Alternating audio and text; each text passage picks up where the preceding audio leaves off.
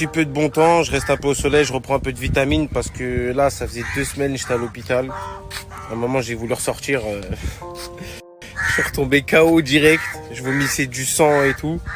C'était abominable. Vraiment, j'ai jamais autant souffert de toute ma vie. Je suis pas un mec en plus qui fait des manières et tout. Je suis un mec dur, mais là, vraiment, c'est abusé.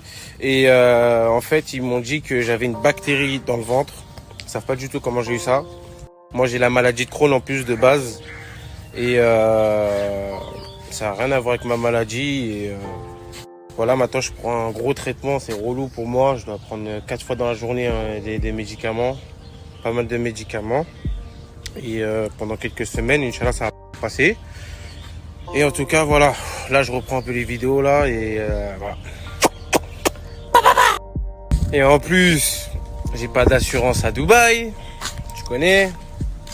Ça a coûté un bon petit 15 000 euros cette histoire. Mais bon, c'est pour ça qu'il faut réussir sa vie, faire des sous. Comme ça, pas de stress pour ce genre d'événement. On est prêt, on est préparé. Voilà, il y a Joe, il y a des bonnes personnes dans notre vie, on est bien entourés. Donc voilà, merci en tout cas pour tous ceux qui m'ont envoyé des messages. Voilà, j'ai lisé vos messages et tout. Quand je survolais un peu le net et tout, ça me faisait grave.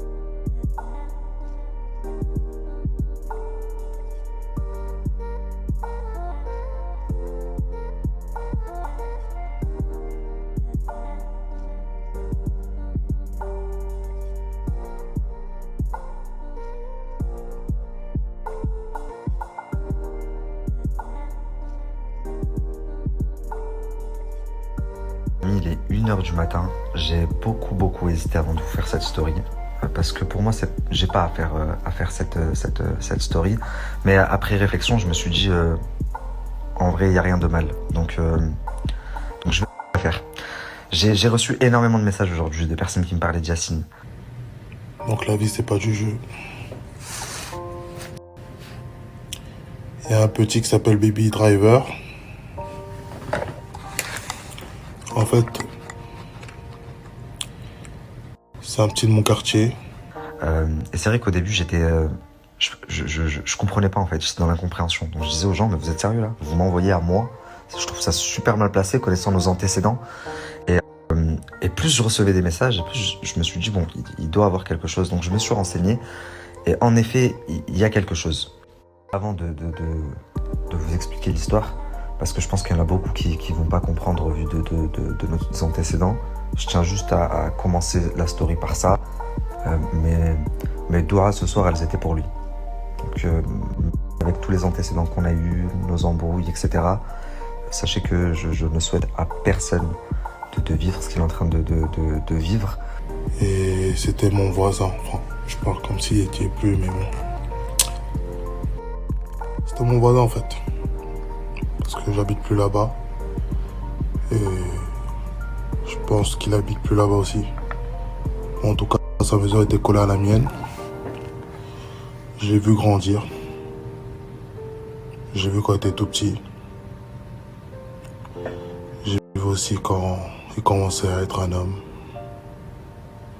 Voilà, on vivait dans le 93. Là, j'ai reçu une terrible nouvelle. Comme quoi il est atteint d'une maladie très grave. Et qu'il ne lui reste pas beaucoup de temps à vivre.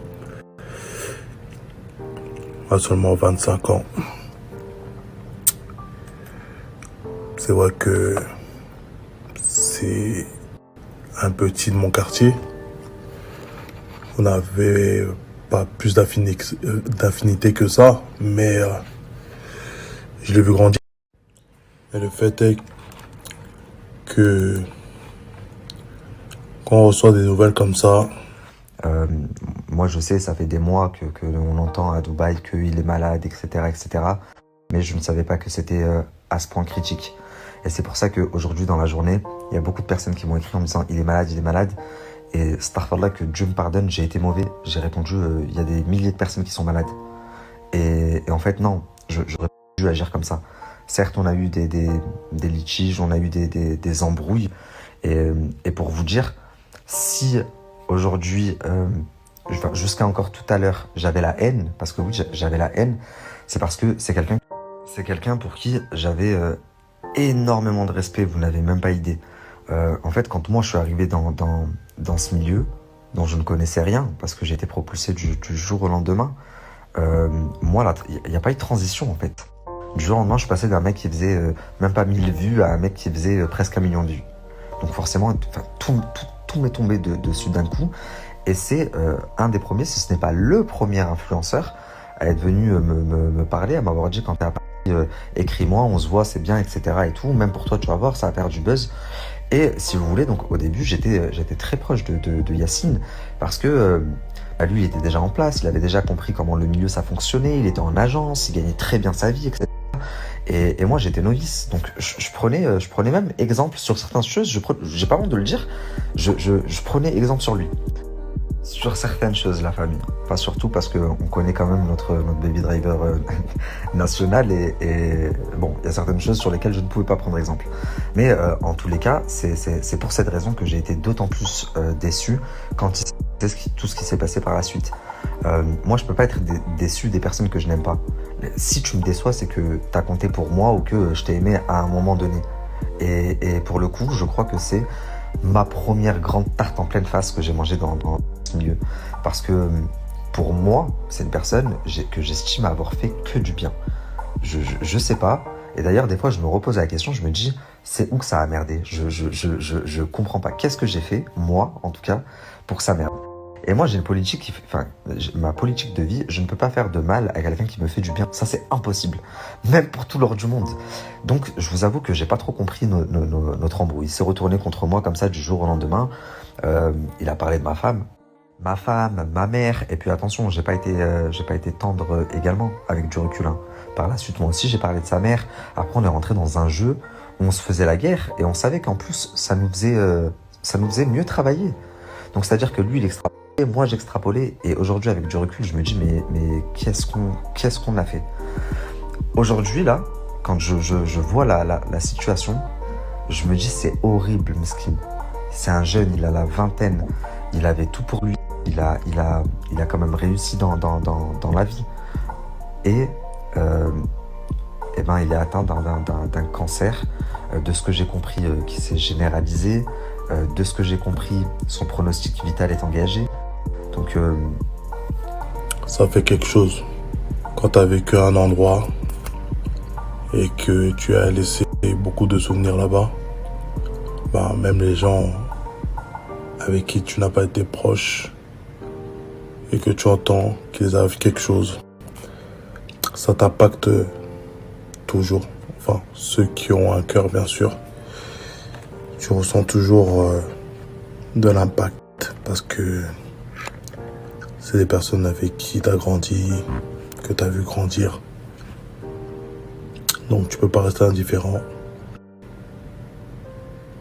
par rapport à des situations dramatiques de la vie. Donc la famille, je vais vous demander un truc et croyez-le ou pas, c'est vraiment sincère. S'il vous plaît, faites des doigts pour notre frère Yacine. Qui sait combien de fois les médecins se sont trompés? En tout cas, moi, jusqu'à ce que on entende qu'il aille mieux ou que ce que je le souhaite pas, il décède, il sera dans toutes mes prières tous les jours.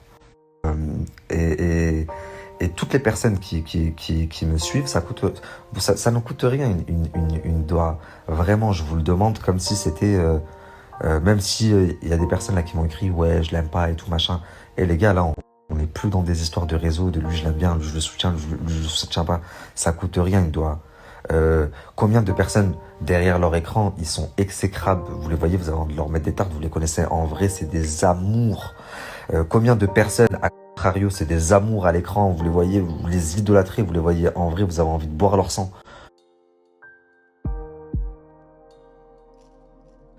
Ah oui, et dernière chose, je reçois des messages de personnes qui me disent « Ouais, Nabil, en fait, c'est pour faire une cagnotte litchi. » Mais vous, starfallah, vous, je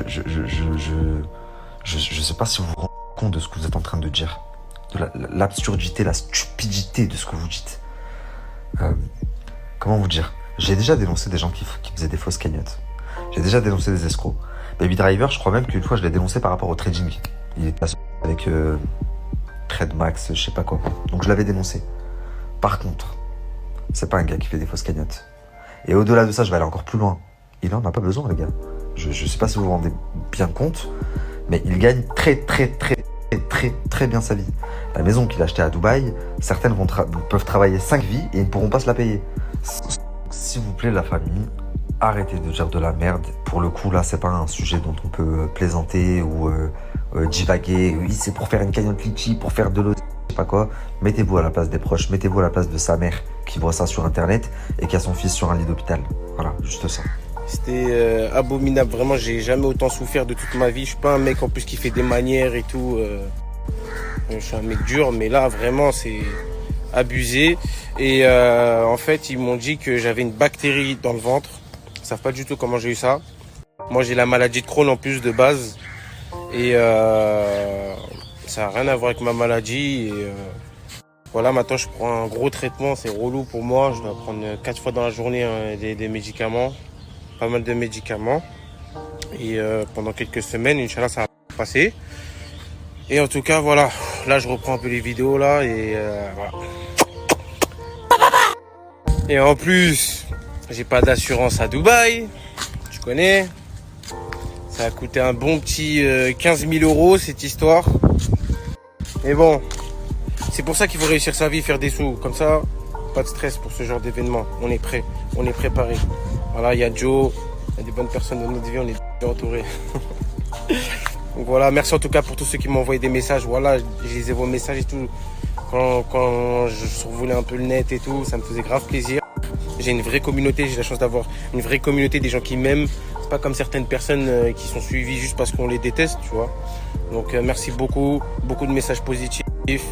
Et voilà, on est des hommes, on est jeunes, on est des musulmans, même si on n'est pas parfait, on fait des bêtises comme tout le monde.